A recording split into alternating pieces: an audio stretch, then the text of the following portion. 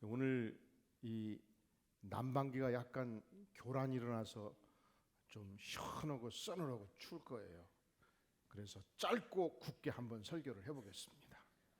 은혜 받는 데는 동일한 은혜를 받을 수 있도록 여러분들이 기도해 주시고 여러분은 기도하시고 저는 짧게 굵게 설교를 한번 해보겠습니다.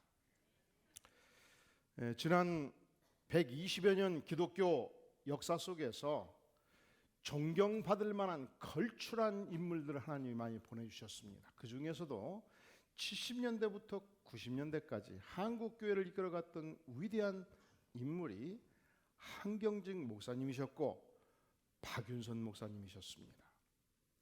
박윤선 목사님은 성경 전권 주석을 최초로 썼던 학자였습니다. 양심 바른 교수였고 또 합동 신학대학원을 설립한 설립자셨습니다. 거의 모든 보수 신학계의 교수들과 또 그분을 따르는 수많은 목회자들이 존경했던 인물입니다. 그런데요, 그분의 딸 박혜란 씨가 이런 책을 썼어요. 목사의 딸, 부제가 이렇습니다. 하나님의 종이라는 이름 뒤에 감추어진 슬픈 가족사. 우리 박 목사님은 50년대 미국에 유학을 2번 했습니다. 그리고 60년대 6명의 자녀를 놔두고 네덜란드로 유학을 갔습니다. 그 시대 유학을 간다는 것은 6 자녀는 천적으로 어머니가 먹여 살려야 됩니다. 물론 유학 간 본인은 본인의 학비와 먹거리를 스스로 알바로 준비해서 공부를 해야만 했던 시절이었습니다. 그때 박혜란 씨가 중학교 때 사고를 당해요. 어머니가 부산에 살 때인데 술 취한 미군 병사가 트럭을 몰고 가다가 결국 교통사고를 당해서 어머니가 세상을 뜨게 됩니다. 46세. 이 소식을 듣고 박윤선 목사님이 귀국했을 때 그 심정이 어떻겠습니까? 어린 6 자녀들은 있지요. 사랑하는 아내는 세상을 떴지요. 그런데 공인이었습니다. 공적인 인물이었어요. 신학교에서 가르쳐달라니까 교수 사역을 시작했고 경건회를 인도했고 그리고 본인은 하나님의 종이었습니다. 원수를 사랑하라 했으니 내 아내를 죽인 사고를 낸 미군 이 술 취한 병사에게 관대한 처분을 요청하는 탄원서를 관계 여로에 열심히 찾아가서 보내기 시작을 했습니다. 그런데 가족은요, 위로가 되지 않았어요. 어머니를 상실하고 슬퍼하는 가족들에게 아빠가 도움이 안 된 거예요.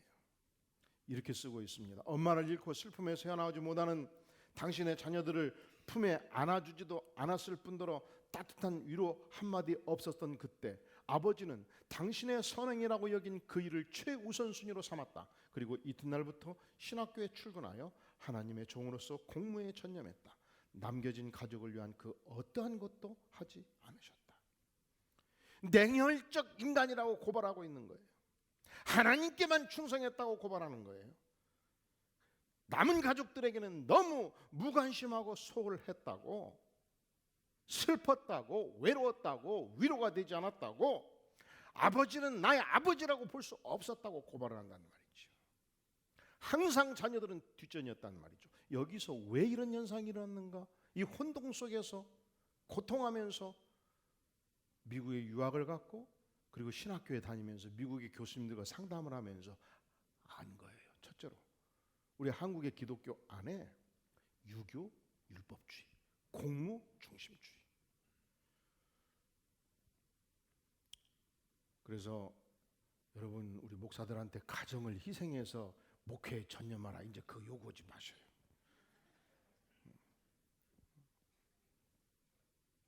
이 유교 율법주의가 있어요 우리 안에. 그리고 정죄의식이 있다는 걸 안 거예요. 그리고서 박혜란 씨가 요구합니다. 오늘 또 여기 5분만 가면 합동 신학대학원이 있는데 거기 본관 가장 잘 보이는 곳에 설립자 박윤선 박사님이 썼던 후요가 있는데 지사충성 때까지 하나님께 충성하라. 그것이 박윤선 목사님의 삶이었고, 그것이 박윤선 목사님의 후배 교육자들에게 요구하는 것인데 딸이 떼라는 거예요. 왜? 충성보다 더 중요한 게 있다는 것이죠. 다 같은 죄를 사랑하신 하나님의 은혜와 사랑 안에 처져야 되는 것이지, 충성만 하면 나는 뭐냐 이거예요. 나는 가족들은 뭐냐는 것이죠. 그래서 박윤선 목사님을 따르는 교수들과 우리 홍재영 목사님 친구들과 합동신학대학원 나왔거든. 그리고 수많은 제자들이 지금 멘붕 상태에 빠져 있습니다. 여러분, 홍 목사님 많이 위로해 주셔야 돼요. 이 책이 갖는 문제점이 있어요. 좀 극단적인 표현이 많고요. 또 사실 확인이 좀 필요합니다. 저자가 너무 상처가 컸기 때문에 이 다른 프리즘으로 세상을 빨간 안경을 쓰면 세상 전체가 빨갛게 보이잖아요. 이런 부분이 있어요. 그리고 어떤 경우에도 아버지를 고발하는 것은 좀 지나쳤죠. 그러나 우리는 여기서 아주 중대한 교훈을 봅니다. 첫째로, 이 성경이 위대한 진리지만 이 성경의 진리를 율법적으로만 적용할 때 인간이 고통 속에 빠질 수 있다는 사실을 보여주는 거예요. 이 성경의 위대한 진리가 하나님의 은혜와 사랑이 빠지면 정죄의식으로 바꿔질 수 있다는 것이죠. 그래서 언제든지 우리가 자녀들을 볼 때 그리스도의 위대한 사랑의 관점에서 볼 수 있기를 주의 이름으로 축원합니다. 우리 성도님들을 볼 때도 은혜와 사랑의 관점에서 보기를 간절히 바랍니다.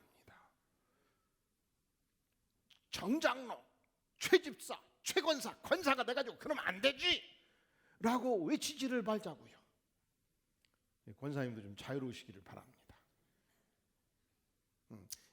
우리가 은혜를 받아야 교회를 섬길 수 있는 거예요. 은혜가 충만해야 섬김도 기쁨이 되는 것입니다. 그리고 두 번째로, 엄청나게 신앙생활을 열심히 하는 존경받는 하나님의 가족 안에도 슬픈 숨겨진 가족사가 있을 수 있다는 것입니다. 사실은 오늘 본문에서 등장하는 이 야곱의 자녀들, 야곱의 가족 안에 지난 5,000년 문명사 속에서 단 하나의 위대한 가문이 있다면 하나님의 백성 이스라엘 국가를 세웠던 야곱의 12지파와 비견하는 가문이 누가 있겠습니까? 그런데 이 가문 안에 엄청난 숨겨진 슬픈 가족사가 담겨 있어요. 출발이 그렇습니다. 야곱은 한 여인 라헬을 평생 동안 사랑을 했습니다. 그를 얻기 위해서 7년 동안 몸종으로 열심히 수고했습니다. 결혼식을 진행했고 드디어 하룻밤을 자고 아침에 일어나 보니 내가 사랑하던 라헬이 아니었어요. 레아였어요. 그러니까 야곱의 입장에서 보면은 일종의 끼어팔기 사기 결혼을 당했잖아요. 그렇지 않아요?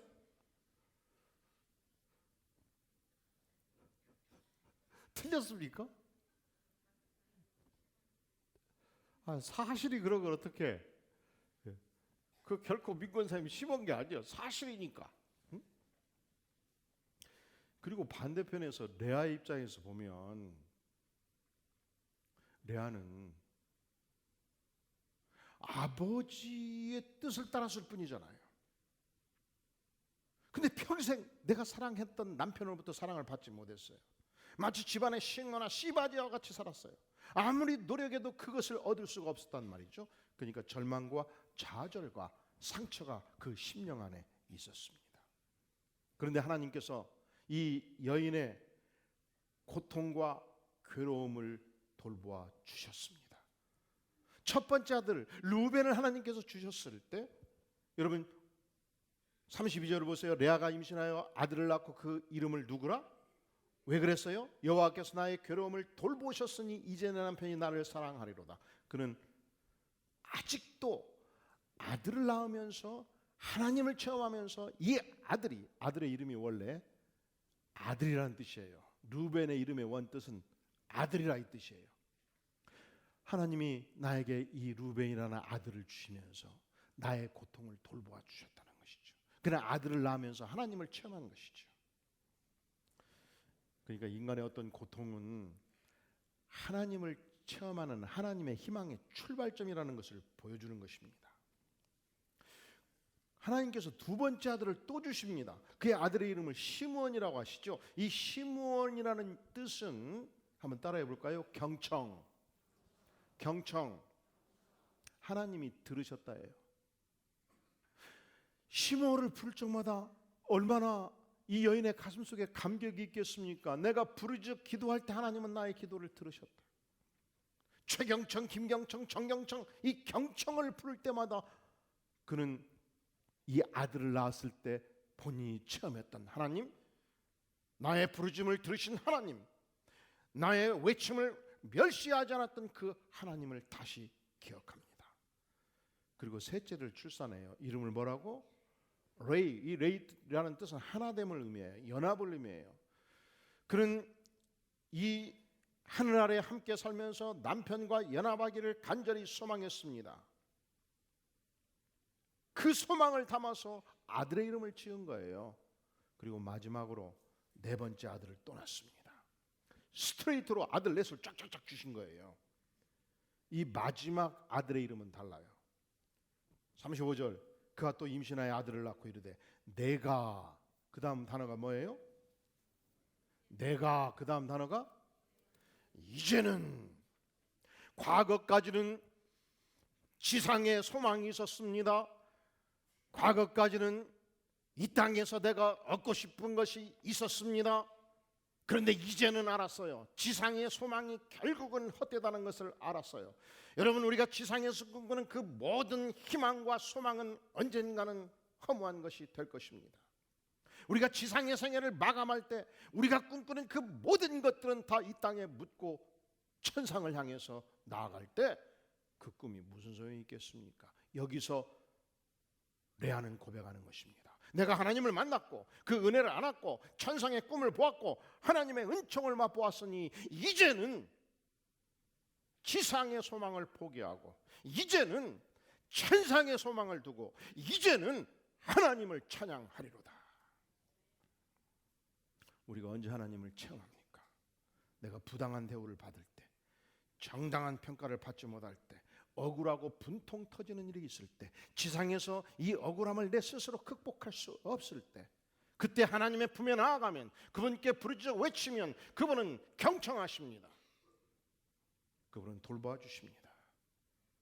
그분은 내 인생을 천상의 세계로, 하나님 나라의 세계로, 영생의 세계로, 하나님을 경험하는 새로운 세계로 인도해 주십니다. 하나님이 쓰셨던 위대한 인물들은 모두 이 고난에 찬 세월을 통해서 하나님을 만나요. 모세, 그가 궁궐에 있을 때 하나님을 만난 것이 아니었습니다. 호요식할 때가 아니었습니다.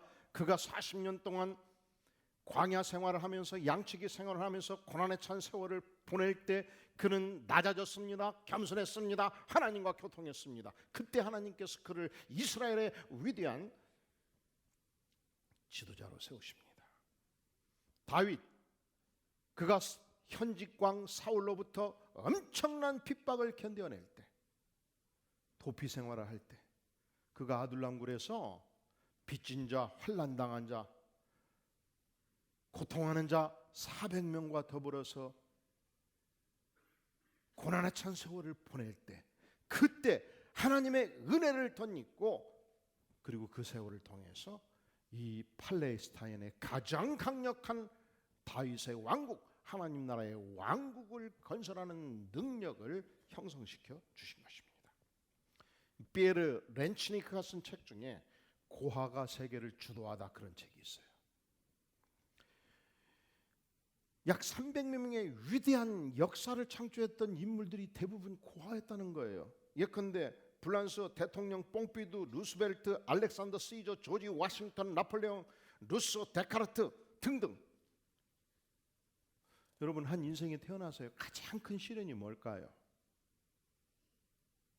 어린 시절 가장 나를 무조건적으로 사랑해줄 부모와 헤어지는 슬픔과 고통만큼 큰 게 뭐가 있겠습니까? 근데 이 역경을 역경을 잘 극복하면 창조적 에너지의 탱크가 형성된다는 거예요. 그 후 어떤 고난과 시련이 와도 문제가 안 된다는 거예요.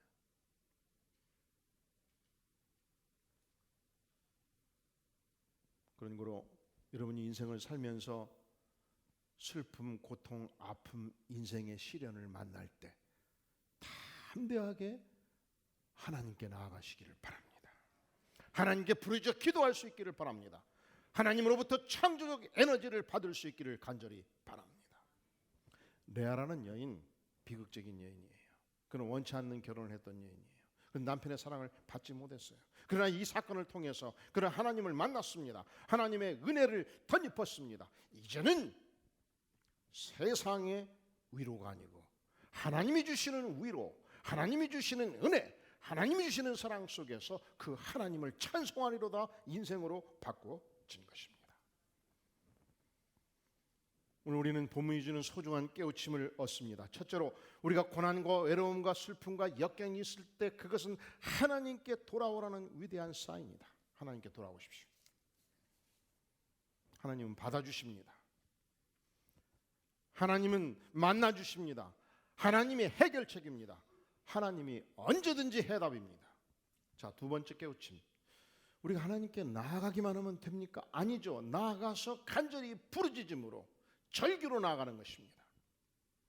하나님은 통곡의 기도를 반드시 받아주셔요. 333 원칙이라고 들어보셨습니까? 못 들어보셨겠죠. 왜냐하면 제가 지금 만들었으니까.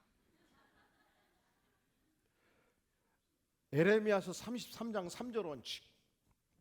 너는 내게 부르짖으라. 내가 내게 응답하겠고 너가 알지 못하는 크고 은밀한 일을 너에게 보이리라. 하나님은 우리에게 부르짖으라고 명하셔요. 여러분 금요일 밤 철학 기도할 때 막 옆에서 부르짖어 외치면 이런 생각하시잖아요. 아이고 정집사 하나님이 귀가 먹었냐? 조용조용히 기도해라. 하나님 다 들으신다. 그렇게 말하지 말라는 거예요. 하나님께서 우리에게 요청하십니다. 너는 내게 부르짖으라. 응답하겠다. 너가 알지 못하는 크고 은밀한 일을 보여주겠다. 하나님의 음성입니다. 자, 오늘의 말씀이 보여주는 마지막 깨우침. 여러분, 우리가 인생을 살면서 전능자 하나님 앞에서 살면서 인간들의 칭찬과 위로와 보상을 기대하지 말라는 것입니다. 인간은 근본적으로 죄인이잖아요. 인간은 은혜 망각증 환자잖아요. 환자가 환자한테 위로를 구하지를 말아야지요. 환자는 언제든지 능력 있는 실력 있는 의사로부터 위로를 구해야 되는 것입니다. 우리 죄 많은 인생들은 우리를 창조하신 전능자 하나님, 우리를 사랑하시는 은혜 하나님, 그분의 품 안에 안겨서 하나님이 주시는 위로, 하나님이 주시는 보상, 하나님이 주시는 칭찬을 바라보며 전진하는 생에 사시기를 주의 이름으로 축원합니다. 기도하시겠습니다. 영광의 주님, 우리가 이 세상을 살면서 세상의 소망이 끊길 때 절망하고 아파했습니다. 주님, 하지만 그때마다 전능자 하나님의 품 안에 달려가기를 구하오니 아버지여, 우리의 심령 안에 임하시며 우리의 기도에 응답하시며 우리의 생애 속에 은혜를 베풀어 주시옵소서. 아멘. 예수님의 이름으로 간절히 기도하옵나이다. 아멘. 아멘. 이 시간은 우리 모두 기립하셔서 시작됐네 찬양하면서 바로 헌물을 주 앞에 드리도록 하겠습니다.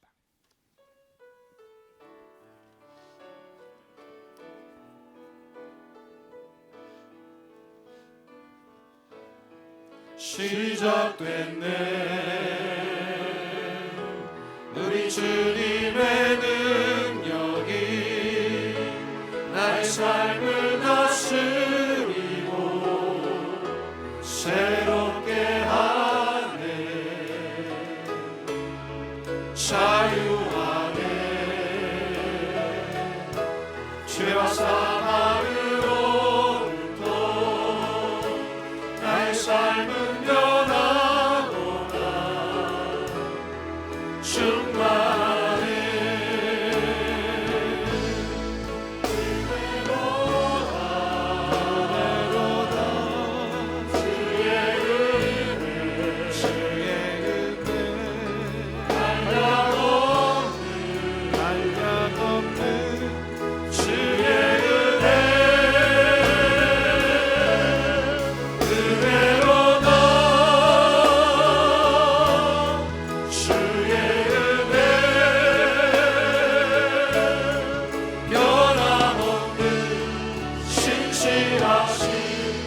주의 은혜 시작됐네. 우리 주님의 능력이 나의 삶을 다스리고 새롭게 하네. 자유하네. 죄와 사망으로부터 나의 삶은 변하구나. 충만해. 은혜로다 주의 은혜 한량없는 주의 은혜로다. 주의 은혜 변함없는 신실하신 주의 은혜.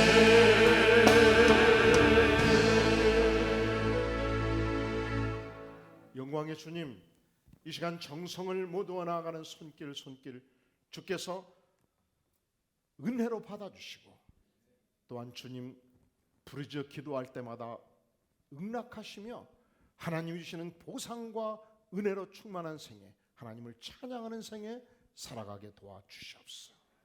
이제는 우리 주 예수 그리스도의 은혜와 하나님 아버지의 무한하신 사랑과 성령 하나님의 위로하심이 진실로 하나님의 은혜를 덧입고 하나님을 찬미하는 영광스러운 생애 살기를 소망하며 예배로 나아가는 주의 사랑하는 백성들, 심령 후에, 가정 후에, 기업 후에 영원까지 함께 계시를지어다. 아멘.